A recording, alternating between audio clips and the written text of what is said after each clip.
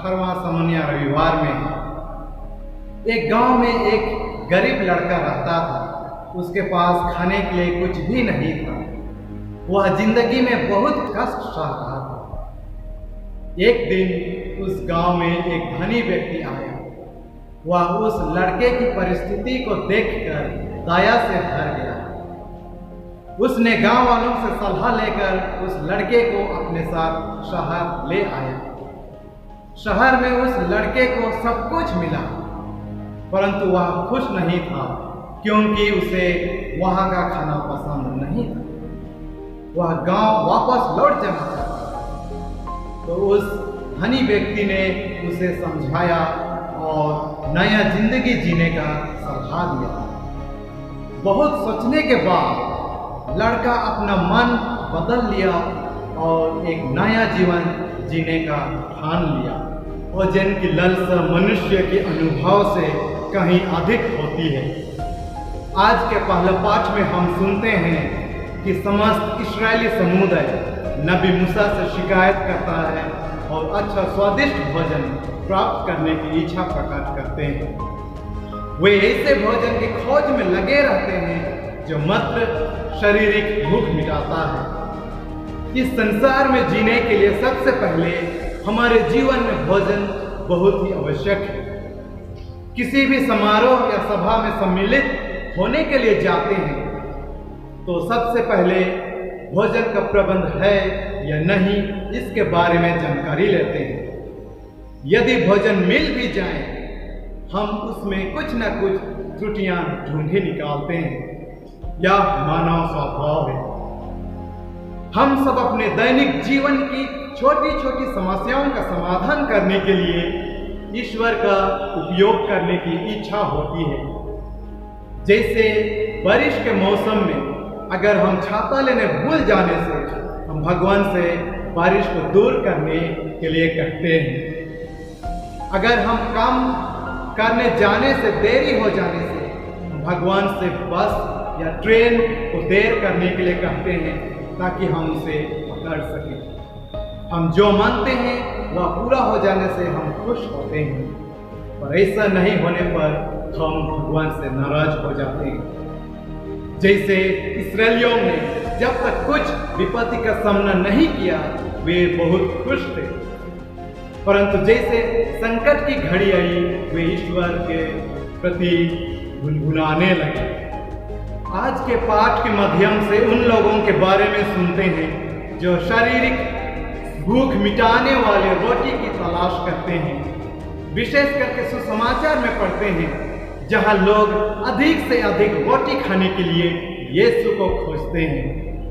इस पाठ पर मनन करते हुए हम अपने आप से एक महत्वपूर्ण प्रश्न पूछ सकते हैं कि आज हम मसीह को अपने जीवन में क्यों खोजते हैं? भौतिक सुख पाने के लिए या आध्यात्मिक सुख पाने के लिए?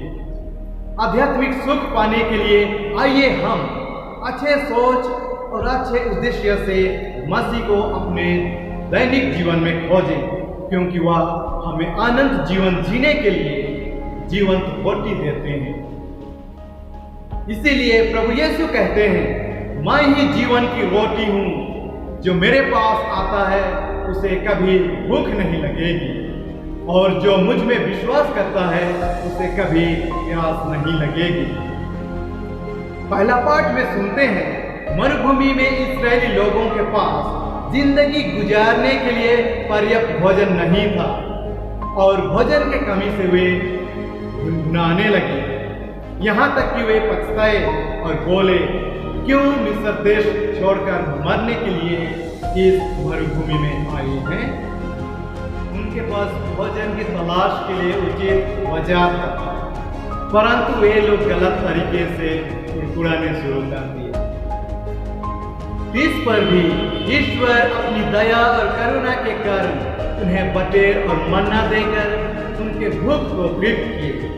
क्या हम भी अपने जरूरतों को पाने के लिए साफ हृदय से मांगते हैं या इस्राएलियों की तरह गुनगुनाते हैं? आज के सुसमाचार को यदि हम ध्यान से सुने तो हमें मालूम होगा कि यह पिछले रविवार के पाठ को जारी रखता है।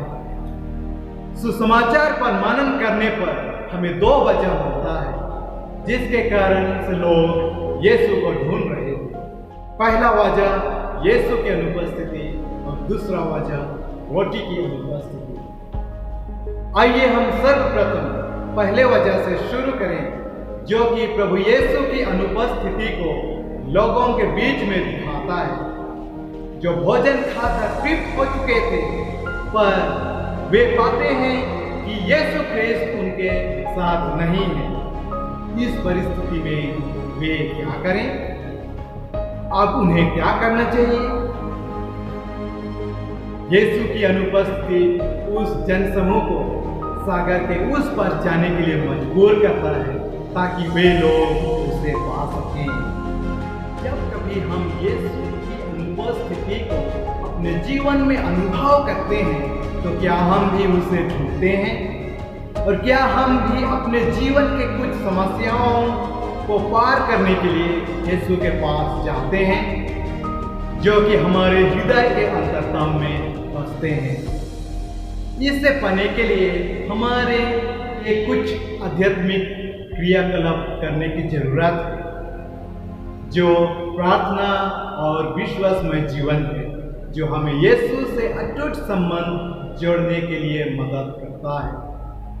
अन्यथा यह इस्राएली प्रजा की तरह जिन्होंने मरुभूमि में ईश्वर की अनुपस्थिति को महसूस किया था जिसे हम उनके लिए रोटी के अभाव में देखते हैं।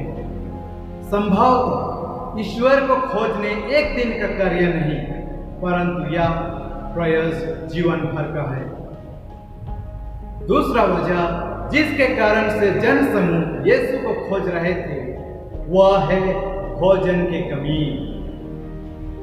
उन्होंने अपने पूर्ण संतुष्टि तक रोटी खाया और उनमें से कुछ बच गए थे।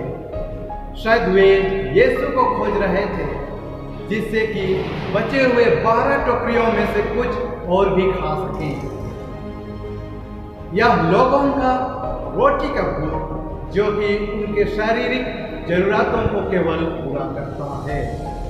जब हमारे मेज पर कुछ भी भोजन नहीं होता तब हम कुछ भी करके उसे पूरा करने की प्रयास करते हैं पर हमारे लिए यह उचित है कि हम यीशु को अपने हर दिन के प्रयासों में सम्मिलित करें। यीशु का उस भीड़ के प्रति क्या प्रतिक्रिया थी? निश्चय ही यीशु इस पाठ के माध्यम से उनसे बातचीत करते हैं जिससे कि वे उन्हें शिक्षा दे सकें। सचमुच में यीशु लोगों को रोटी के चमत्कार के सोच को बदलना चाहते थे। यह प्रतीक सही अर्थ की ओर इंगित करता है और जीवन की रोटी के प्रभाव को दिखाता है। उदाहरण के तौर पे हम लोगों में देखा था कि लोग रोटी खाकर भी फिर से भूख का महसूस किए। इस कारण से वे यीशु का पीछा किए। दूसरी ओर यीशु उन्हें समझाते हैं कि जिस रोटी को उन्होंने खाया वह एक चिन्ह है जो कि हमारे जीवन की सही अर्थ की ओर इंगित करता है।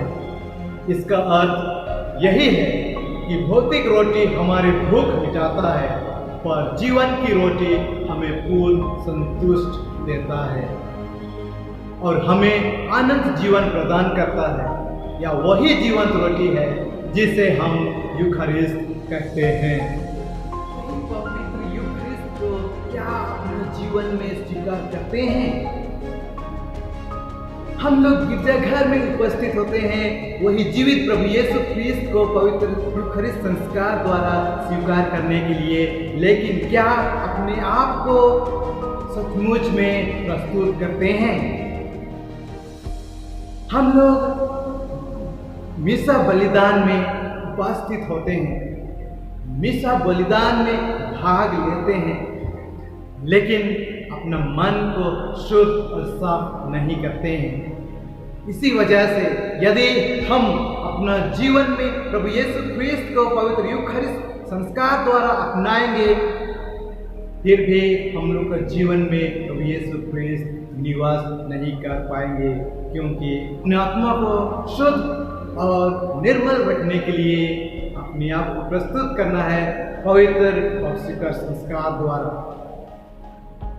यदि हम लोग अच्छी भोजन खाते हैं अपना शरीर को तंदुरुस्त और स्वस्थ रखने के लिए, यदि पर्याप्त मात्रा में भोजन नहीं खाएंगे हम लोग का शरीर दुर्बल हो जाएगा और हम लोग बीमार पड़ जाएंगे। इस प्रकार से यदि हम लोग प्रत्येक दिन अपना दैनिक जीवन में पवित्र संस्कार यानी पवित्र यूखरिस्ट को अपने जीवन में नहीं स्वीकार करते हैं तो दिनों दिन हमारे आत्मा दुर्बल हो जाएगी। आत्मा को स्वस्थ रखने के लिए पवित्र यूखरिस्ट को ग्रहण करना अति आवश्यक है। पवित्र यूखरिस्ट के बलिदान में बारंबार सहभागी होने का अर्थ है कि हम जीवित रहने के लिए जीवंत बलि प्रभु की आवश्यकता है।